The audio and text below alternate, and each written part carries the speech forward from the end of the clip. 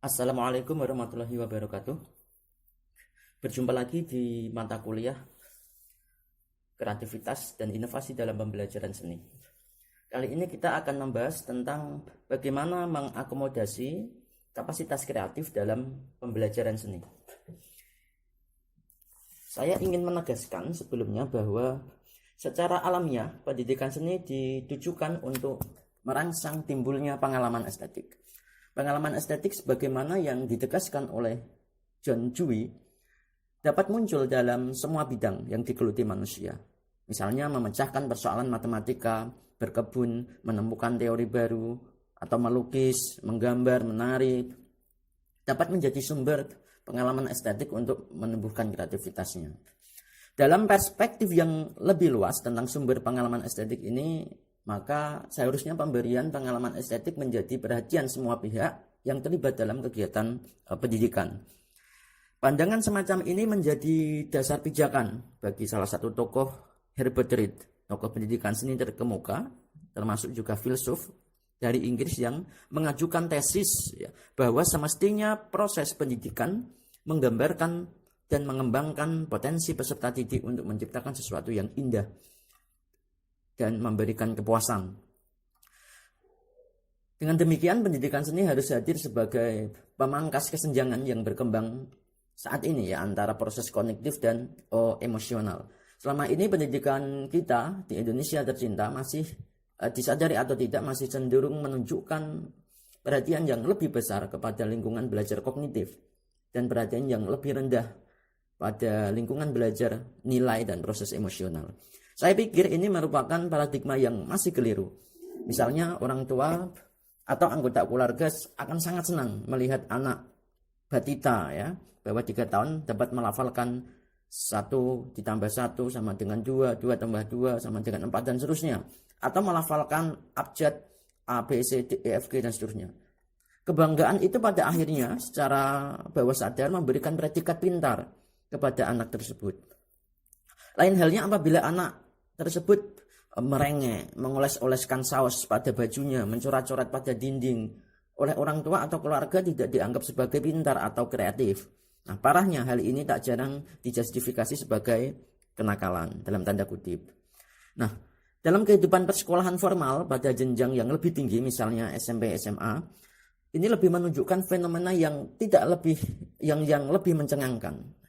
Misalnya dikotomi antara IPA dan IPS masih sangat terasa sampai saat ini.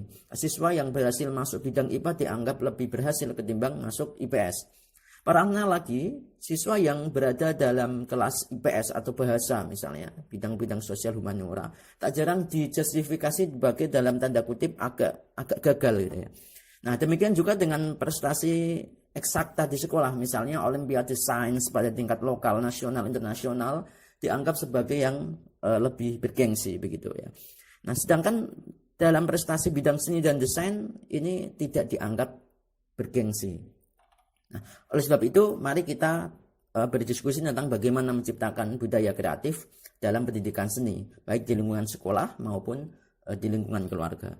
Nah, pada penjelasan ini saya ingin menegaskan bahwa strategi menciptakan budaya kreatif yang berlaku dalam pendidikan seni di sekolah umum maupun di luar sekolah harus benar-benar diperhatikan. Nah, saya akan menjelaskan secara lebih spesifik dalam konteks implementasi pendidikan seni di lapangan.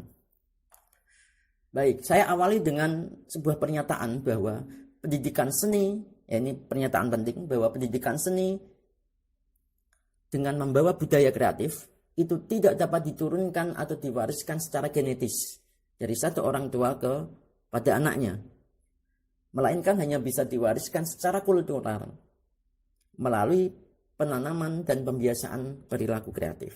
Nah, dalam hal ini pendidikan sebagai solusinya, sebagai medianya.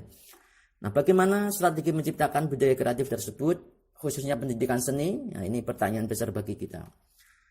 Baik, mari kita pahami dulu tentang pembelajaran kreatif. Apa itu? Yaitu pembelajaran yang mampu menciptakan ruang dan kesempatan bagi siswa untuk tumbuh dan berkembang kreativitasnya. Kreativitas dalam pembelajaran seni sesungguhnya merujuk pada 2 aktor penting dalam pembelajaran. Siapa itu? Yaitu guru dan siswa. kepada dua aktor inilah kreativitas itu dialamatkan. Nah, dalam bagian berikut ini misalnya, ya, konteks pembelajaran di sini adalah pembelajaran kreatif dalam bagian tersebut. Nah, sehingga terdapat peran-peran yang perlu dimainkan oleh setiap komponen. Guru dapat mengupayakan kreativitas melalui, ya, pertama, kreativitas dalam memilih sumber belajar dan bahan ajar. Kedua, kreativitas dalam membuat media. Ketiga, kreativitas dalam menggunakan metode. Dan keempat, kreativitas dalam melakukan penilaian. Nah, lalu proses kreatif yang terjadi pada diri siswa itu yaitu proses bagaimana dia berpikir, menemukan ide-ide kreatif dalam proses pembelajaran seni, menari, melukis, menggambar, bermusik, menciptakan ide musik dan seterusnya. Kedua, melalui proses-proses kreatif, bagaimana dia berkegiatan seni untuk merangsang kreativitasnya, menemukan teknik-teknik baru dan seterusnya. Sehingga akhirnya dia menghasilkan karya kreatif. Nah, dengan demikian dapat kita tegaskan bahwa ciri-ciri proses pembelajaran kreatif itu ada 4. Pertama, adanya kebebasan, bukan kekacauan. Oke, kebebasan bukan kekacauan, ya. Berbeda dua konteks itu. B, ya, atau yang kedua adanya keberanian. Yang ketiga adanya dorongan, dan keempat adanya penghargaan atau reward.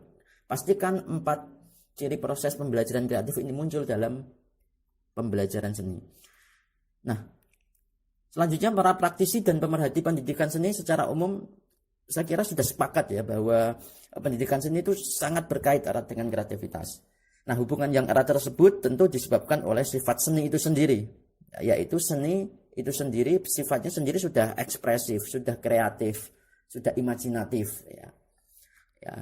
Nah, sehingga jika kita bicara dalam konteks pembelajaran seni maka konsekuensinya harus kreatif, ya. Nah, kegiatan utama pendidikan seni yakni memberikan pengalaman kepada peserta didik. Oke, salah satunya melalui berkreasi artistik. Diidentikannya pendidikan seni dengan pendidikan kreativitas inilah yang memberikan pondasi yang sangat kuat bahwa pengalaman berkreasi peserta didik melalui pendayagunaan kemampuan intelektual, emosional, dan keterampilan fisik untuk menghasilkan sesuatu karya cipta sebagai sebuah solusi.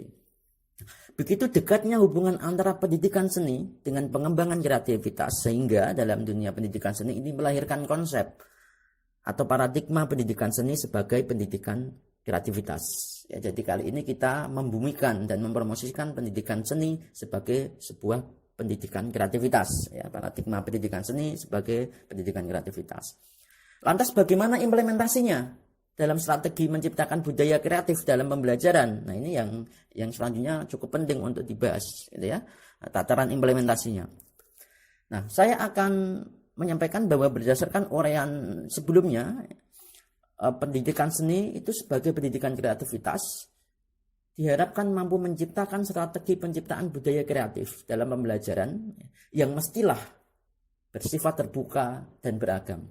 Kegiatan pembelajaran yang dipandang memasung atau mencengkeram keberanian berekspresi, misalnya pembelajaran yang mengarahkan peserta didik untuk membuat karya seni yang harus serba beragam, harus perfect, ini sebaiknya dihindari orientasi semacam itu agar karakteristik kreatifnya bisa tetap keluar. Nah, kita mulai dari strategi mengenalkan pengalaman kreasi dan apresiasi, ya, sebagai sebuah upaya untuk menumbuhkan kreativitas.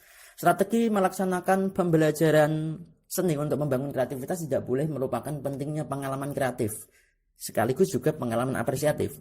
Nah, pengalaman kreatif dan pengalaman apresiatif dan kreatif, ya, merupakan bentuk kegiatan berkesenian. Ya, kedua istilah ini sangat substantif dalam struktur pengalaman seni dalam konteks pembelajaran. Nah, pengalaman kreatif dan pengalaman apresiatif merupakan termasuk pengalaman estetik yang di dalamnya akan muncul ide-ide seni sehingga menjadi karya seni di kemudian hari. Nah, peran pertama siswa dalam pembelajaran itu yaitu sebagai peserta didik yang mengapresiasi karya dengan minatnya.